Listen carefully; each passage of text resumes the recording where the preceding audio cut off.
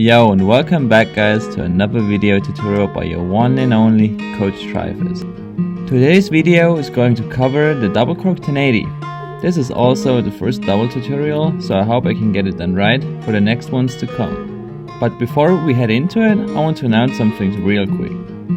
Only 3% of the total viewers are currently subscribed to my channel. 97% are not and still enjoy and benefit of the efforts I put in here. So come on guys, hit that subscribe button, you're better than that. Especially this will help me make this Coach Trifes project last and help me continue doing it. Also, check out my Patreon for exclusive help and 24/7 private coaching. Get a hold of me anytime, anywhere, I'll be there for you. Thanks in advance. Now, first of all, what is a double cork? The double cork, or short, dub cork, in this case dub 10, is basically 2 corks and 3 full spins. For most of the people out there, this is one of the first sought out proper doubles they want to learn. I say proper because a double backflip is like a double, or is practically a double, but it's like, it's just a double backflip, so that's why I kinda split them apart. So however, there are many variations out there regarding the axis, but this video is going to be about the way I do it. Let's talk about the advisory.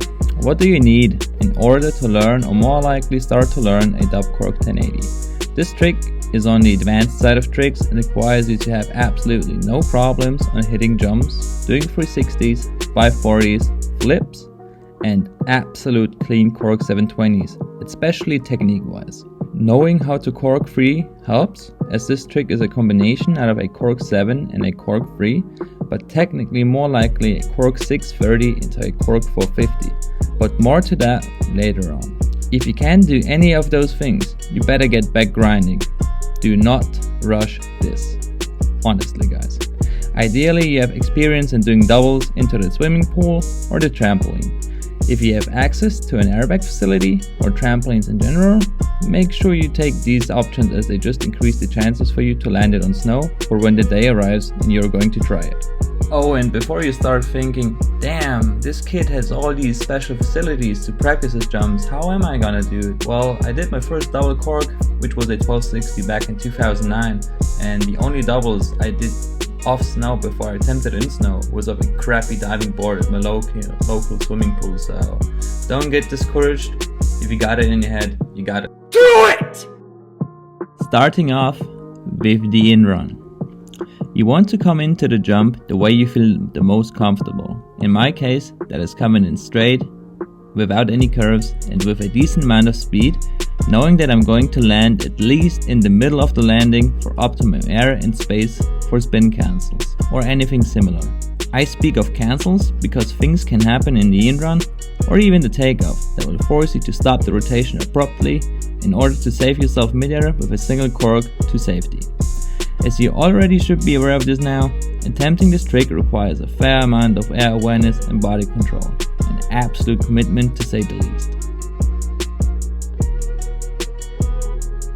Moving on to the takeoff. As known on the Cork 7 tutorial, please rewatch it in case you have missed it, because, as already mentioned, this is the absolute basis and ground zero for this trick. You want to approach the takeoff with a proper posture. This means you have a firm and strong stance, about shoulder wide or potentially wider, as you want to really build up a strong pressure zone between your ski's edges. The inside edges of each ski shall be pressured firmly into the takeoff, so you have a maximum grip in order to build up the amount of momentum that is necessary so you're able to cork 2 times and perform 3 full spins. I can't stress this enough. If you lack the energy, you can get hurt by under-rotating, so make sure you get everything set of snow before you take it to the snow. You have to really visualize and comprehend that you're going to go off axis 2 times and have to spin 3 full rotations. Let's continue with the rotation, the most important part of this trick.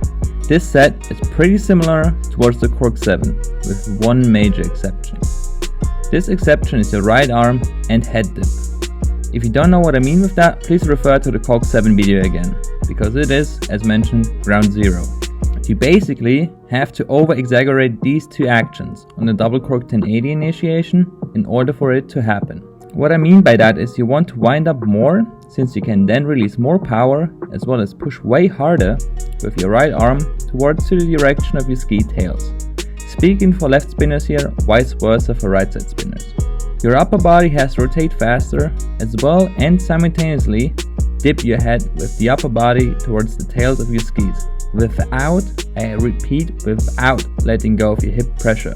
Your hips still lead off the takeoff and cannot at any circumstances move to the left or right, or you will lose your built up firm posture and potentially wash off the jump, and then lose much needed height and pop. This is the same procedure as on the Cork 7.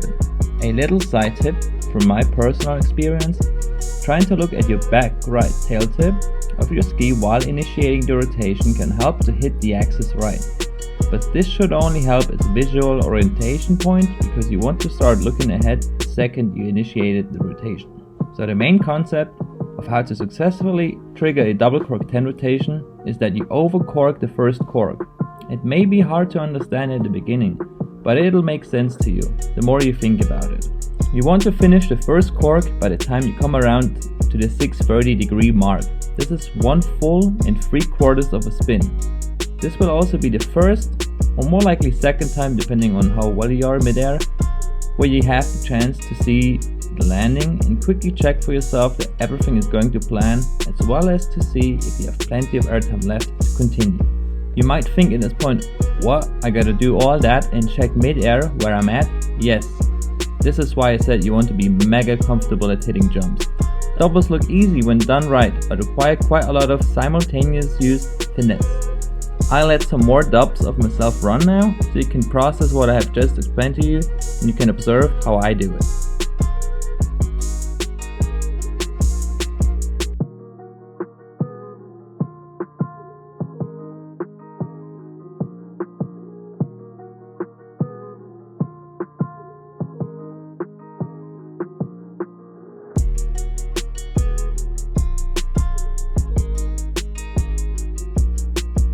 Mid-air.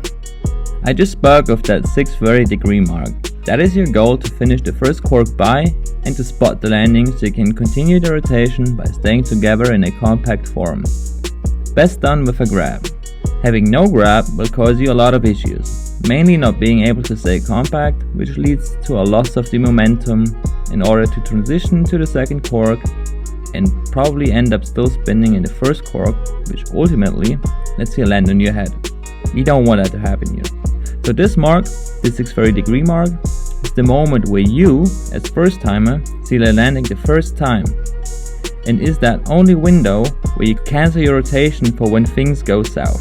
If you go beyond this point, keep yourself compact at any cost, even if you know you end up under rotating. You're better off bailing compact under tension than being loose and landing on your head.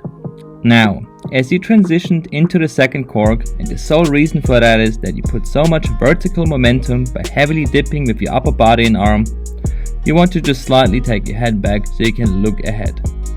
This is the make or break moment between doing a double cork 10 or alternating to a double cork 12. Because the second you tilt your head into the spin direction, rather than just taking it firmly back vertically, will 99.9% end up doing a 1260, and this is the scary difference between the 10 and the 12. You have to kind of freeze yourself as you transition into the second cork and wait for the landing to reappear, so your slightly leading head can spot it, and therefore you can start on safely securing the jump.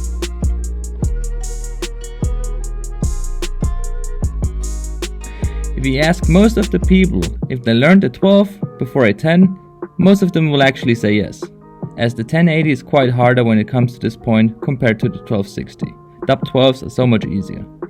I'll let some 1080s play again so you can properly process and observe how I transition into the second cork. This is why I've mentioned knowing how to do steep cork freeze can help, because it kinda resembles this feeling. By a lot actually.